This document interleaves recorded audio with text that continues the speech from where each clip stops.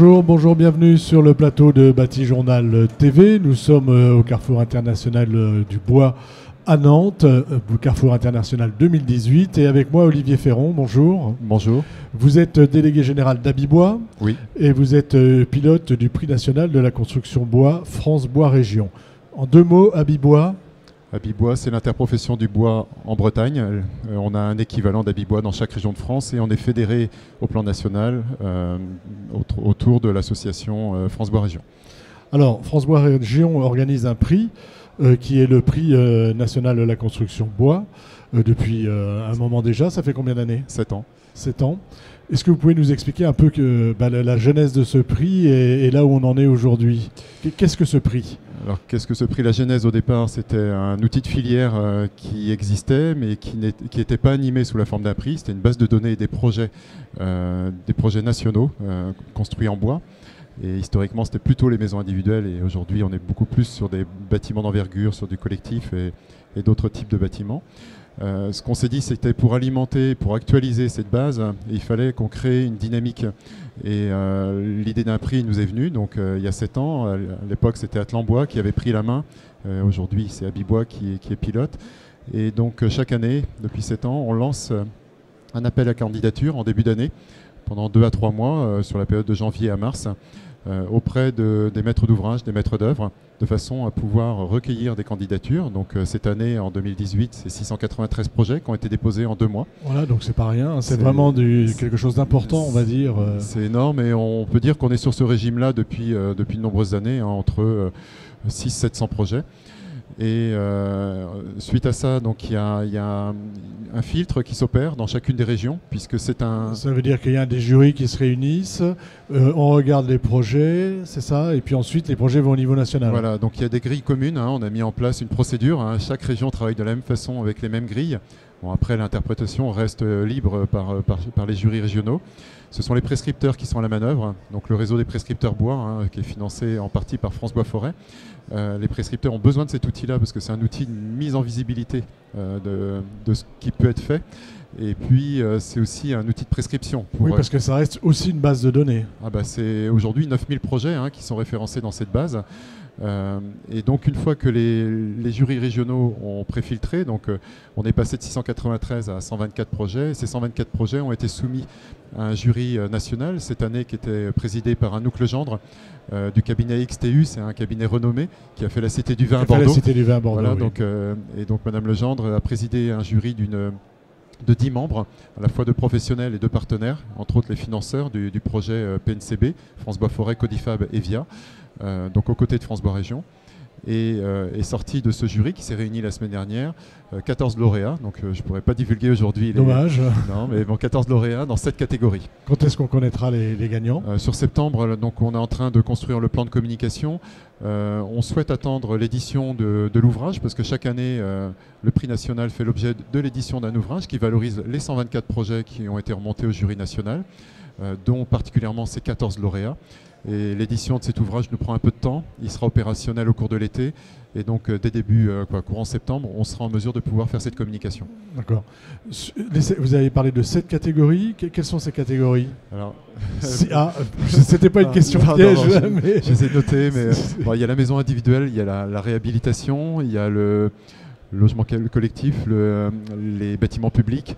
Voilà, je les ai plus tous en tête. Voilà, en fait, on couvre l'ensemble du champ, on va dire. On essaye de couvrir l'ensemble des usages possibles, dont l'aménagement intérieur. Et cette année, on a travaillé particulièrement sur ce sujet-là, en partenariat avec le VIA, puisque on parle beaucoup de feuillus, on parle beaucoup de valorisation possible dans la construction et particulièrement dans l'aménagement intérieur. Donc cette année, on a été particulièrement attentif sur cette catégorie. Sur cette catégorie. C'est un projet de filière, vous m'avez dit. Ça veut dire quoi ? Ça veut dire que que c'est aussi derrière ce projet, cette base de données, on veut mettre en avant la filière française. Alors, la vocation première des interprofessions, c'est travailler sur le développement des filières. Donc, on est toujours un pied en forêt et un pied sur le marché.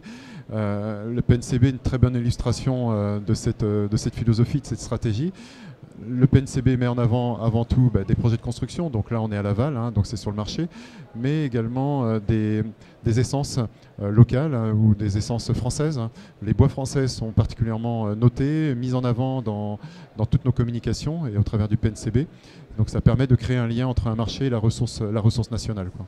Voilà, on essaie de valoriser vraiment l'amont et l'aval. Systématiquement, ouais. Donc on a dit 7 ans que Oui. ce prix existe, 9000 projets qui sont recensés, qui sont étudiés, qui ont été étudiés, publiés. Comment, en 7 ans, et même un peu avant, comment vous voyez l'évolution? Alors vous nous avez dit que la maison individuelle, au départ, était beaucoup plus présente, aujourd'hui un peu moins. Mais hormis cet aspect-là, qu'est-ce qui a changé? Comment vous voyez évoluer les projets? Alors il y a une évolution, oui, sur les typologies, ça c'est très clair. Bon, l'aménagement intérieur qui est arrivé, des bâtiments vitrines sur du R+, par exemple, en logement collectif, des choses qu'on ne voyait pas du tout il y a 7 ans ou plus. Des bâtiments publics qui valorisent, je pense évidemment, je suis breton, moi je pense à la gare de Lorient qui est un très très bel exemple de ce qu'on peut faire avec le bois. Donc des bâtiments un peu tour Eiffel, on va dire. Une application toujours aussi forte de la maîtrise d'œuvre, les architectes, on voit bien avec une montée en compétences, une présence de plus en plus des bois d'origine française, ça c'est très clair, on voit bien qu'il y a une volonté des maîtres d'ouvrage et des maîtres d'œuvre à valoriser ces essences. Ça c'est quelque chose qu'on voit, qui est très visible. Oui, et le petit picto bois français est de plus en plus présent sur les pages. C'est sûr qu'on le pousse, mais en même temps ça vient aussi naturellement de la part des différents porteurs de projets. Donc ça c'est vraiment une évolution qu'on a pu constater. C'est vraiment des évolutions importantes. Alors il y a le système constructif, on l'évoquait tout à l'heure, où le positionnement de plus en plus fort du bois dans des bâtiments d'exception fait que des produits un peu plus complexes, lamellé-collé, les CLT, trouvent de plus en plus leur place dans ces projets. Voilà, mais le gros des projets, ça reste quand même l'ossature bois qui est aujourd'hui totalement maîtrisé et totalement, on va dire, quelque chose de très commun en fait. Oui. Alors l'autre, il y a une évolution aussi qu'on a déjà échangé avec les prescripteurs et puis les acteurs de marché, c'est le positionnement du bois en extérieur, où on sent que la mixité de matériaux est de plus en plus prégnante. Et parfois, cette volonté de ne pas toujours mettre que du bois en extérieur, souvent liée au grisaillement du bois. Et donc la mixité de matériaux entre le métal, l'enduit et puis le bois permet justement de... Ce qui fait du bois finalement un vrai matériau, enfin un matériau de structure, devant lequel on va aller mettre n'importe quelle enveloppe. Oui, voilà, exactement. Voilà. Donc on a changé un peu le paradigme. Oui, puis bon, on voit bien que pour pouvoir continuer à positionner le bois dans la construction, il faut être ouvert, il ne faut pas être radical, c'est pas du tout bois. Et là où il se positionne le mieux, c'est dans la structure, c'est dans l'enveloppe, c'est grâce à sa performance qu'il faut aujourd'hui le promouvoir. Et puis on peut aussi le mettre en façade extérieure, mais ce n'est pas systématique, on peut le mettre en aménagement extérieur ou en aménagement intérieur. Alors, vous nous avez dit tout à l'heure que c'était piloté par France Bois Région, donc il y a Abibois, mais il y a d'autres régions aussi qui sont partie prenante et qui organisent avec vous. Oui, c'est un copilotage. France Bois Région est une structure qui ne dispose pas de permanent. Donc la structure fonctionne grâce à l'investissement des régions un peu bénévoles. Et aujourd'hui, dans ce projet-là, donc il y a Abibois qui pilote avec des ressources internes. Chez nous, ça va être Sandrine Daniel. C'est une personne à temps plein quasiment. Alors, si on additionne toutes les compétences entre les prescripteurs, le travail de Sandrine, de Stéphanie François chez Fibois Aura ou de William chez Fibois Occitanie, oui, sur l'année, oui, c'est une compétence à temps plein. C'est un projet en soi, ça pourrait être un projet d'entreprise, entre guillemets.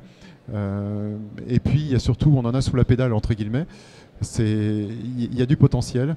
On a fait évoluer aussi l'outil puisque la base de données aujourd'hui est nouvelle.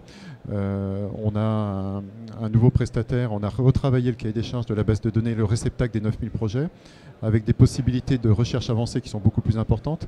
Donc on va pouvoir encore plus utiliser cette base comme outil de prescription et donc favoriser le positionnement du bois dans la construction.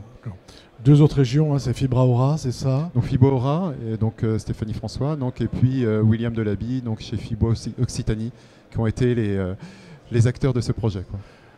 Le résultat, septembre, on le rappelle. On a déjà une date ou pas?